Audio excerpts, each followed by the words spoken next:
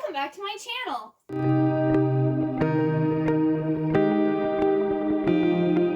Today I am going to be building my February TBR, which is super exciting. I really enjoyed doing this for the first time back in January, and I've been looking forward to being able to do February's TBR. So I'm going to start off by pulling the surprise things that I'm going to be reading, and then we'll talk about the books for the Polarthon that I'm reading, and then some other books that I just want to read this month.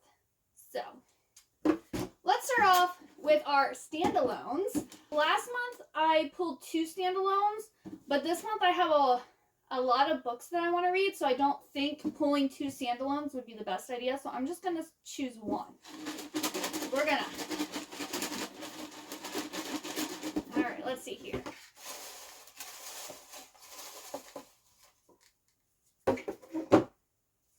Alrighty, I'm going to be reading Confessions of a Curious Bookseller. And that is actually on my Kindle, so I will pop up a picture of that here. So that is the first book that I will be reading. I'm not going to give a synopsis because I don't remember what the synopsis is. If I remember what the book's about, I'll give a little tidbit about it, but I don't remember what that was about. I actually think I got that as like, if you're an Amazon Prime member, you get like every month like a free ebook, and I think that was one of the free ebooks I got.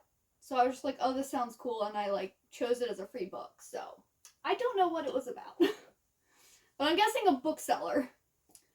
And then this is, we're going to pull a book that I've either won from Goodreads or that was sent to me by a author. Behind the Door.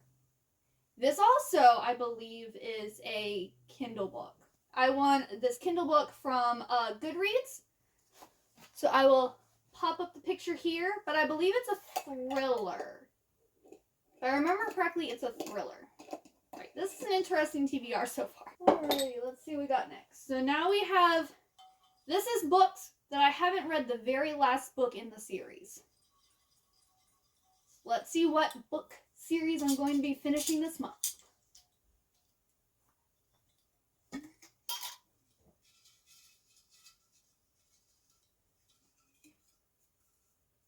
Concrete Rose. Oh, okay.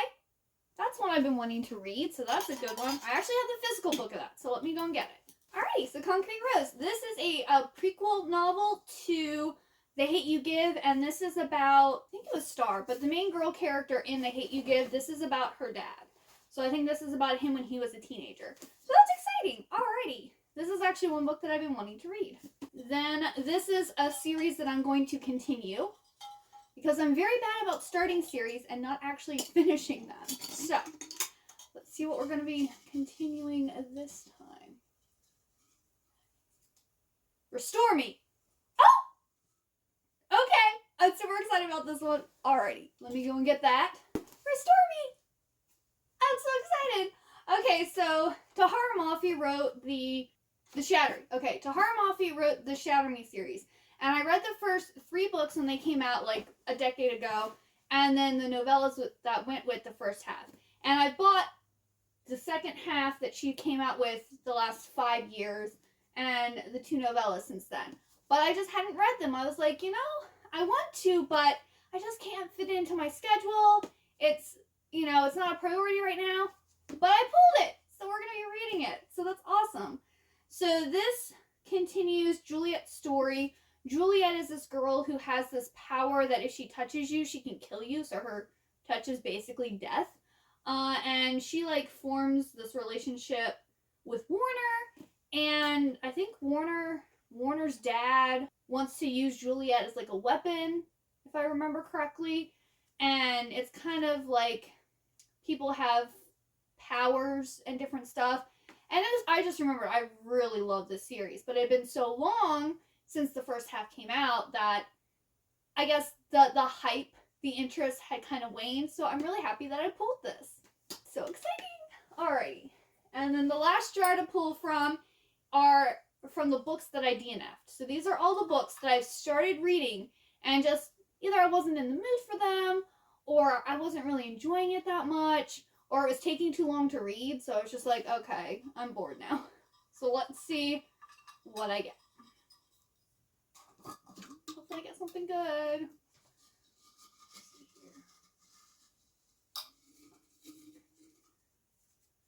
Hidden Huntress. I think I know which book this is.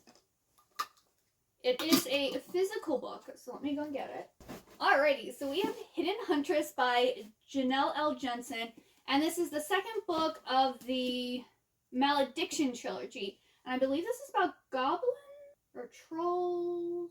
Trolls. This is about trolls. Wow.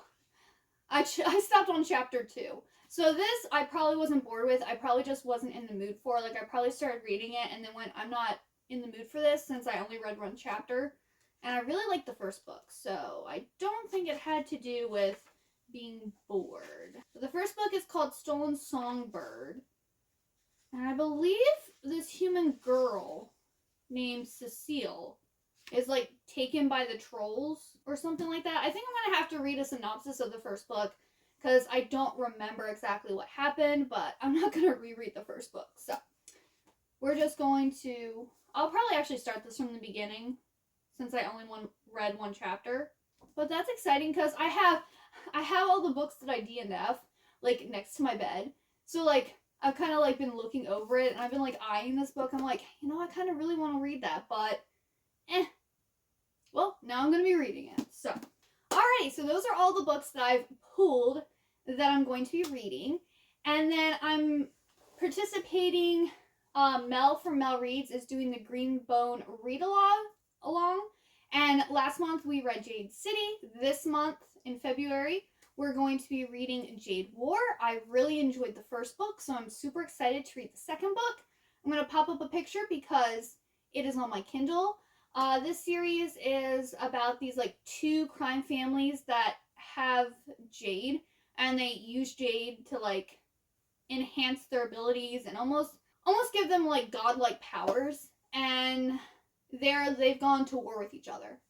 So it was getting heated. It's also one of those series where you kind of don't know who's going to die, kind of like Game of Thrones. So it's kind of a little bit on your edge of your seat, because you're like, whoa, that person just died? What? Yeah, it's a really great series. I'm really enjoying it. So I'm going to be reading that in this month.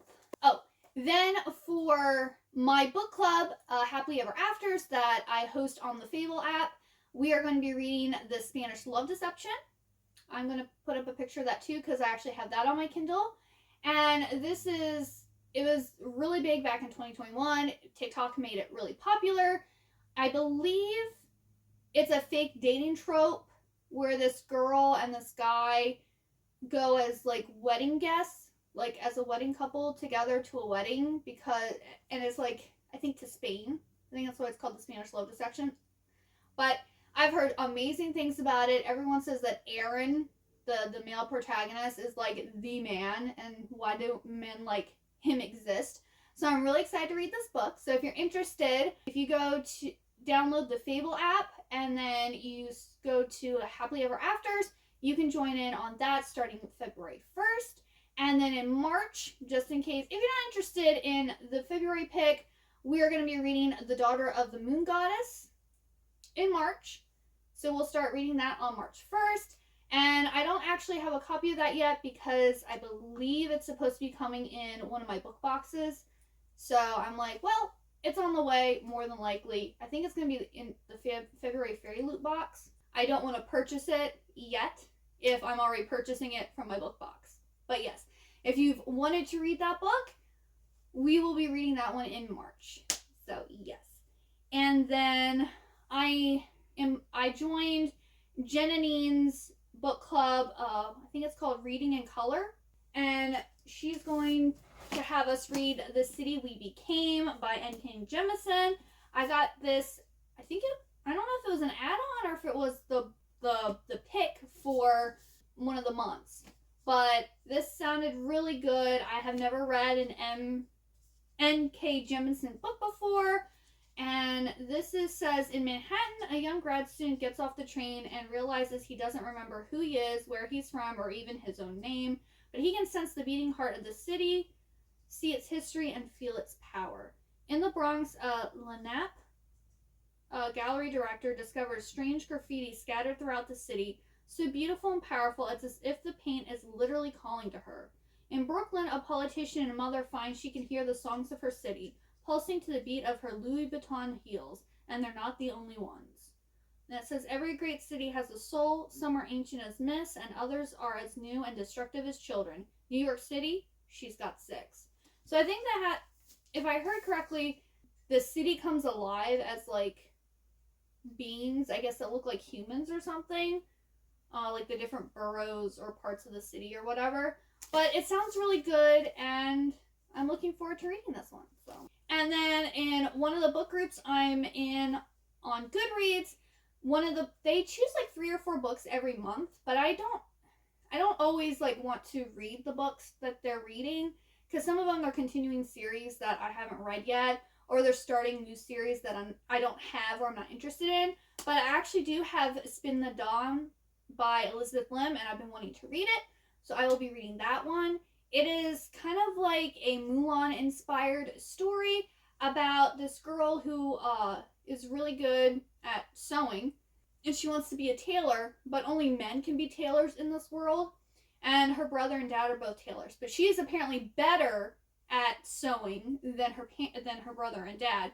So she enters this competition pretending to be her brother to like become the tailor for the king. So they have to like do these quests and make like certain clothes for the king to win.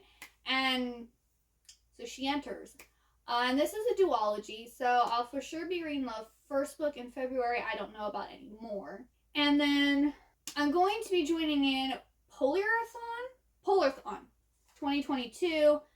And so Polarthon is hosted by Jade Reads. So she is the one who is in charge of Polarthon. And then she has Gavin from How to Train Your Gavin being the Explorers team.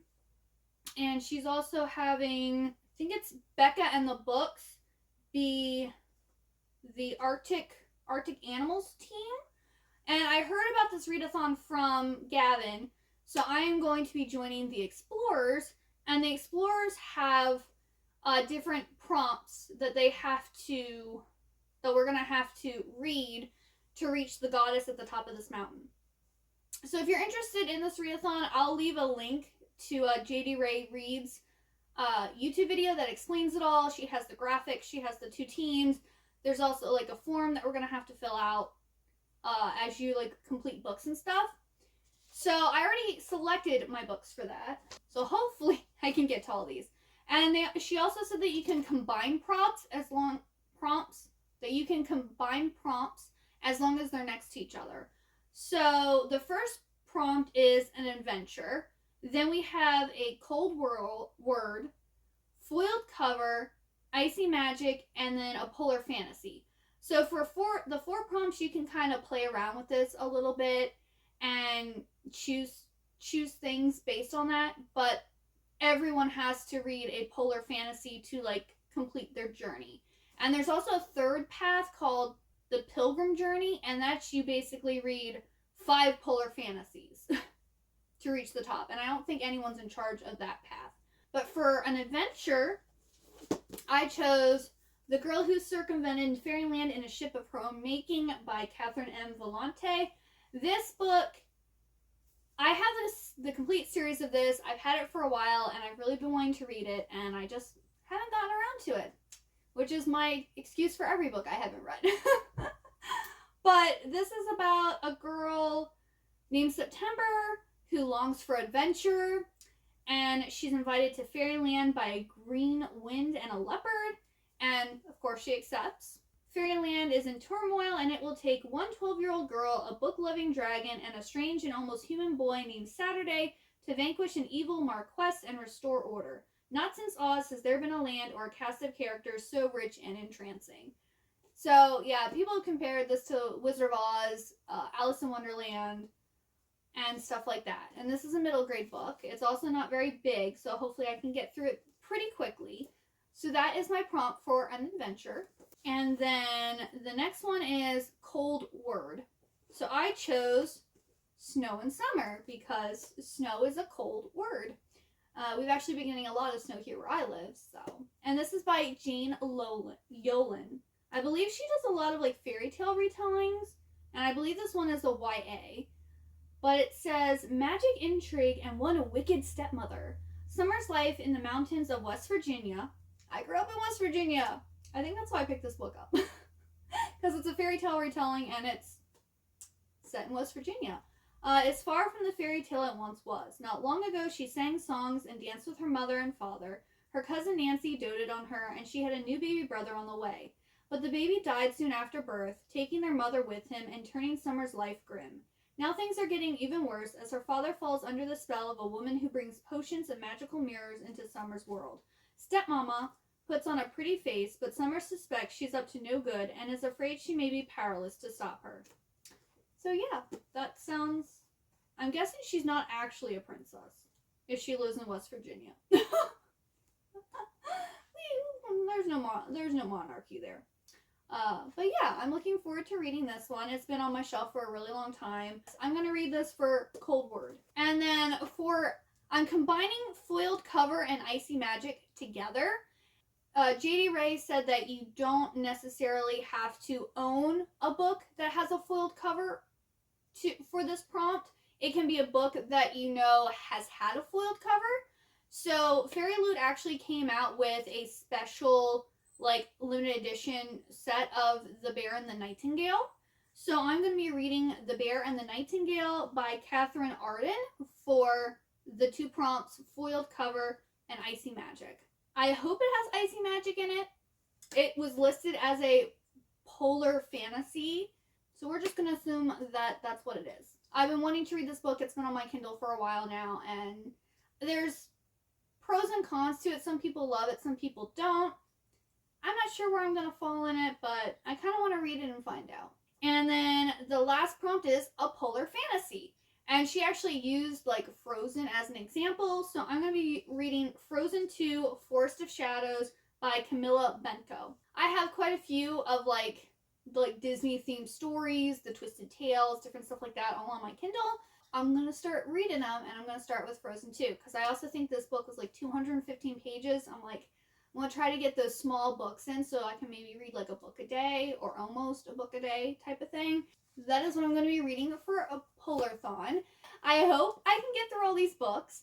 I also wanted to read the second book of the Crescent City series by Sarah J. Maas, but I don't think I'm going to be able to get to it. I'm currently on page 354 of Crescent City, and there's less than 2 days left in January, so I'm hoping I can finish this. I'm almost halfway there, but I don't know. I'm going to be working on it later today, but I also have editing to do, and then of course I have to work tomorrow, so if I don't get this finished by the end of January, I will have to push this into February, and hopefully it won't take up too much time.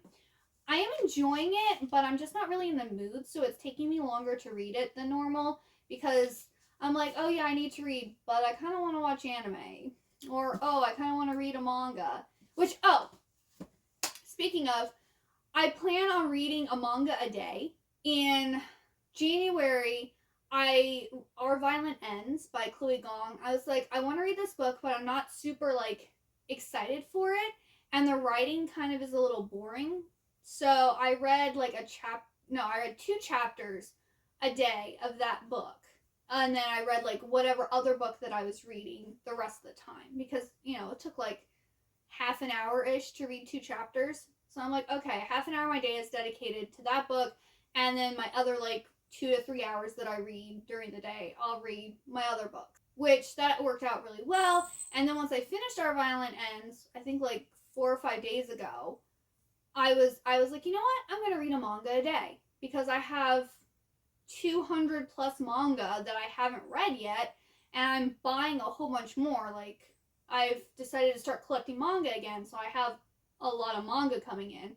So I need to get things read. And manga take about a half an hour, 45 minutes to read. So if I read one of those a day, I'll still have like 2 hours plus to read of another book.